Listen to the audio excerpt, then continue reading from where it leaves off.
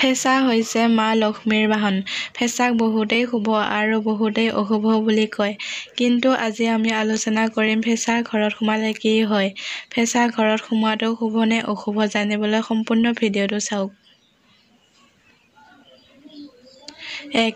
যদি কোনো গৰ্ভৱতী মহিলাই ফেঁচা দেখে তেনেহ'লে এইটো শুভ সংকেত হয় আৰু যদি সেই মহিলাগৰাকীক ফেঁচাই চুই যায় তেনেহ'লে তেওঁ হ'ব লগা সন্তান বহুত ভাগ্যশালী হয়। ২. যদি কোনোবা ৰোগীক ফেঁচাই চুই যায় তেনেহ'লে তেওঁৰ গভীৰ ৰোগো ঠিক হৈ যায়। ৩. পৰীক্ষা দিবলৈ যাওঁতে যদি ফেঁচা দেখা পায় তেনেহ'লে এইটো বহুত শুভ হয়। ৪. ৰাতিপুৱাই যদি ফেঁচা দেখা পায় বা ফেঁচাৰ মাত শুনা যায় তেনেহ'লে এইটো ধন সম্পত্তি আগমনৰ সংকেত হয়। ৫. ফেঁচাৰ চকুত হ'ব পাৰিলে অত্যন্ত শুভ মানা হয়। ফেঁচাই যদি বাওঁফালে চাই চিঞৰে তেনেহ'লে অশুভ মানা হয় আৰু যদি সোঁফালে চাই চিঞৰে তেনেহ'লে শুভ মানা হয়। ৬.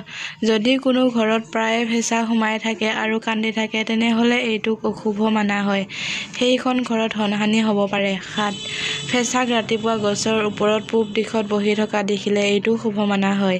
৮. ৰাতিপুৱা বিচনাৰ ওপৰত ফেঁচা বহি থকা দেখিলে বিবাহৰ সংকেত বুলি মানা হয়। ৯. সপোনত যদি ফেঁচা নিজৰ ওপৰত অহা দেখে তেনেহ'লে এইটো শুভ বুলি মানা হয়। ১০. ফেঁচাক যদি আপুনি আপোনাৰ সন্মুখত খানা খোৱা দেখে তেনেহ'লে এইটো শুভ বুলি মানা হয়। উক্ত লেখা ইণ্টাৰনেটৰ পৰা সংগ্ৰহ কৰা তথ্যৰ ওপৰত আধাৰিত।